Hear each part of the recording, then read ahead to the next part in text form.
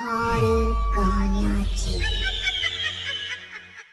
खून की प्यास पार्ट 2। और उसके बाद वो जंगल एक बार फिर से सुमन की चीखों से गूंज उठा। लेकिन आज की रात सुमन की चीखों को सुनने वाला वहां पर कोई भी नहीं था।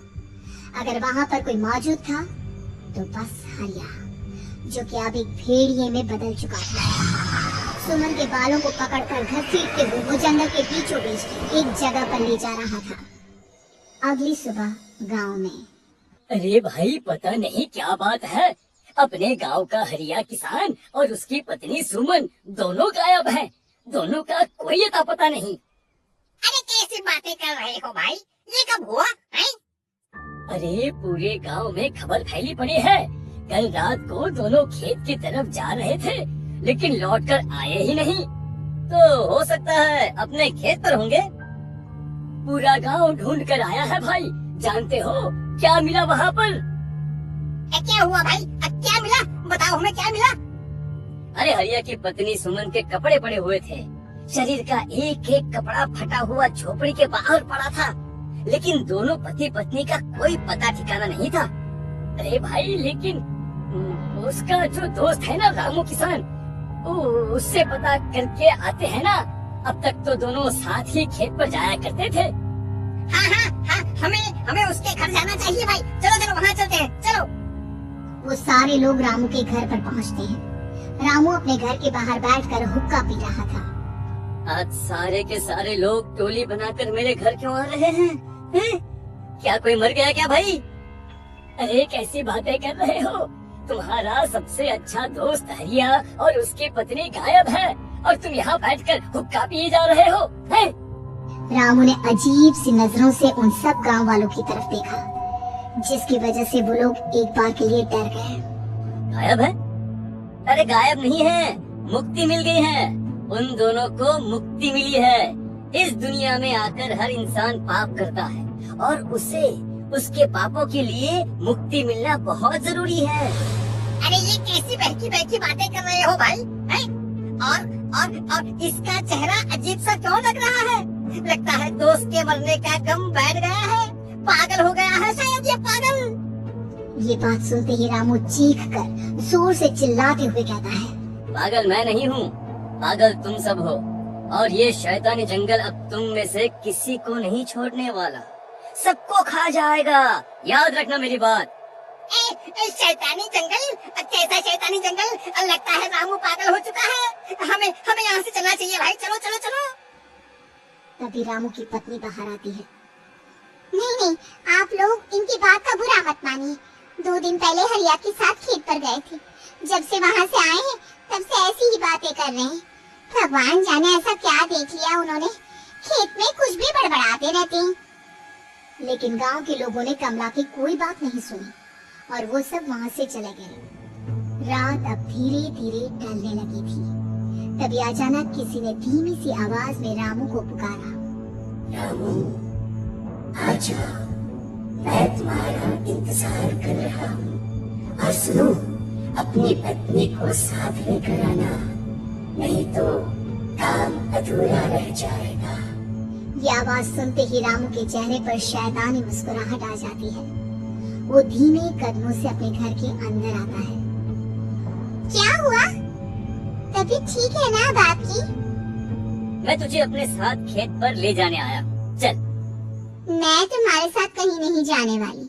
मुन्ना गहरी नींद में सो रहा है और उसे अकेला छोड़कर मैं तुम्हारे साथ खेत पर नहीं आ सकती। वैसे भी तुम्हारे उन खेतों में भगवान जाने कौन सा राक्षस घूम रहा है, मुझे तो डर लगता है। रामू गुस्से में दांत पीसता अपनी झोपड़ी से बाहर आ जाता है और कमला गहरी नींद में अपने बच्चे के साथ सो जाती है। तभी अचानक रात को रामू की झोपड़ी के ऊपर एक साया वही गाना गुनगुनाते हुए घूमने लगता है जो हरिया के मोबाइल में बजा करता था।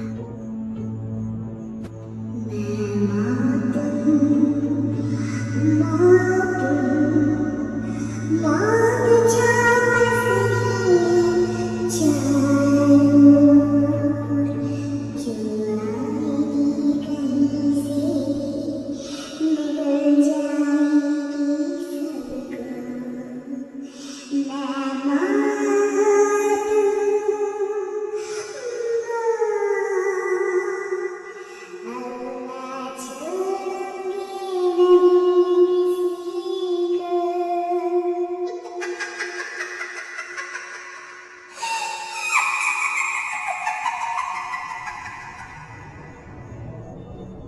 ये आवाज सुनकर रामू की पत्नी कमला की आंख खुलती है और वो देखती है कि उसका मुन्ना अपनी जगह से गायब था। कमला चीखते हुए बाहर दौड़ कर आती है। वहाँ पर उसने देखा कि रामू ने अपने बच्चे को झोपड़ी के बाहर एक पेड़ से उल्टा लटकाया हुआ था और उसका बच्चा चीख चीख कर रो रहा था। वहीं दूसरी तरफ एक साया बच्चे के ठीक नीचे आग जलाकर उसके चारों तरफ हैवानों की तरफ नाच रहा था। छोड़ दो मेरे बच्चे को। अरे क्या कर रहे हो तुम? शर्म नहीं आती तुम्हें? अपने ही बच्चे को इस तरह मौत के हवाले करते हुए। अपना बच्चा? किसने कहा ये मेरा बच्चा है? अरे ये तो उस रामू की औलाद है, इस गांव के किसान रामू की, और मेरी दुश्मनी इस गांव के हर इंसान के साथ है। क्या? कैसी बात कर रहे हो तुम? ये औरत कौन है? ये मेरे बच्चे को खा जाएगी। तभी अचानक से उस साया ने एक बेहद खतरनाक दिखने वाली औरत का रूप ले लिया और उसकी आंखों से आग निकल रही थी। सही पहचाना तूने। मैं तेरे बच्चे को खा जाऊंगी। अगर तू अपनी इस हैवान रामू के साथ जंगल नहीं आई, मैं तेरे बच्चे को खा जाऊंगी। लेकिन क्यों? आखिर क्या चाहती हो तुम मुझसे? मुझे जंगल क्यों ले जाना चाहती हो? औरत बुरी तरह से ठहाके मार मार कर जोर जोर से हंसने लगी और साथ में ये तो तुझे वहाँ चलने के बाद ही पता चलेगा ना। अगर तू नहीं आई तो थोड़ी देर में तेरा ये बच्चा आग में जलकर मर जाएगा। चल जल्दी। नहीं, मेरे बच्चे को छोड़ दो। तुम जहाँ कहोगे मैं तुम्हारे साथ चलने के लिए तैयार हूँ। और उसके बाद उस बच्चे को झोपड़ी में लिटाकर आगे आगे जो साया चल रहा था और उसके पीछे पीछे रामू अपनी पत्नी के बाल पकड़कर उसे घसीटते हुए जंगल की तरफ ले गया। जंगल में जाने के बाद कितनी खूबसूरत हो तुम। आज की रात बस तुम और मैं एक दूसरे के साथ रहेंगे। मुझे तुमसे बहुत डर लग रहा है। तुम्हें क्या हो गया है? तुम तो बिल्कुल ठीक थे। वो होगा जो हमारे बीच होना चाहिए। तो आओ अपने आप को मेरे हवाले कर दो। कमला ने डर की वजह से अपनी दोनों आंखें कसकर बंद कर ली थी। रामू ने बुरी तरह से चीख कर कमला से कहा, आंखें खोलो अपनी और मेरी तरफ देखो। कमला ने जैसे ही अपनी आंखें खोली उसने देखा कि रामू एक खतरनाक खूनी हैवान में बदल चुका था। जाने दो मुझे। क्या चाहते हो मुझसे? नहीं, जो एक आदमी एक औरत से चाहता है। मैं तुम्हारा पति रामू नहीं, बल्कि इस जंगल का एक भेड़िया हूँ। और आज की रात तुम्हारे खून से अपनी प्यास बुझा जाऊं। और उसके बाद वो जंगल कमला की दर्दनाक चीखों से गूंज उठा। अगली सुबह कमला के कपड़े भी जंगल में उसी तरह पाए गए जैसे कि सुमन के पाए गए थे। इस घटना के बाद पूरे गांव में दहशत का माहौल था। अपने माँ बाप की मौत और गांव में हो रहे इस तरह की घटनाओं की खबर सुनकर किशन शहर से गांव लौट आया था। अपने माँ बाप की बेदर्द मौत की वजह से वो बहुत परेशान था। तभी अचानक उसे अपने घर में खाट के नीचे पड़ा हुआ वो मोबाइल फोन मिला जो उसने अपने पापा हरिया को गिफ्ट किया था। अरे कितने प्यार से पापा के लिए मोबाइल फोन लेकर आया था। इसे एक दिन भी काम में नहीं ले पाए। और आखिर कौन है जो गांव में इस तरह की हत्याएं कर रहा है? क्या है इन सब के पीछे? क्या है?